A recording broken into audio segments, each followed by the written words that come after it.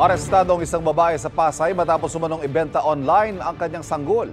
Paliwanag ng suspect sa pulisya, kailangan daw niya ng pambayad sa panganganak sa ospital at iba pang gastusin. May unang balita si Bea Pinlac. Tinakluban ng tuwalya ang isang buwang-gulang na sanggol matapos siyang sagipin ng mga otoridad mula sa kanyang 23 anyos na ina sa barangay 197 Pasay City. Ang babaeng sanggol, ibinebenta umano online ng mismong nanay niya. Meron sila napasukan na isang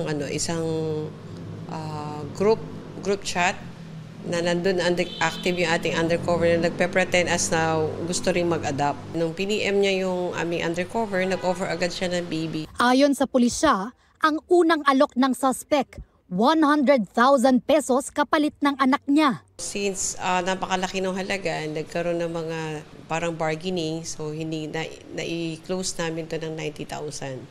Na-turn over na sa DSWD ang nasagip na sanggol. Arestado ang ina. May isa pa raw anak ang suspect na edad 3 taon. Tumangging magbigay ng pahayag ang suspect sa harap ng kamera.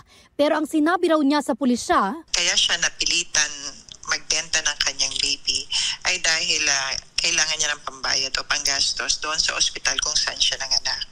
Maraming utang na dapat bayaran, pangangailangan din ng kanyang 3 years old. reklamong trafficking in persons at child abuse ang kakaharapin ng suspect.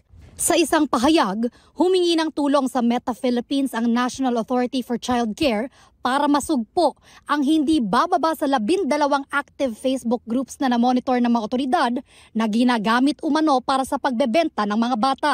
Sinisikap naming kuhanan ng pahayag ang Meta Philippines. Ito ang unang balita. Bea Pinlac para sa GMA Integrated News.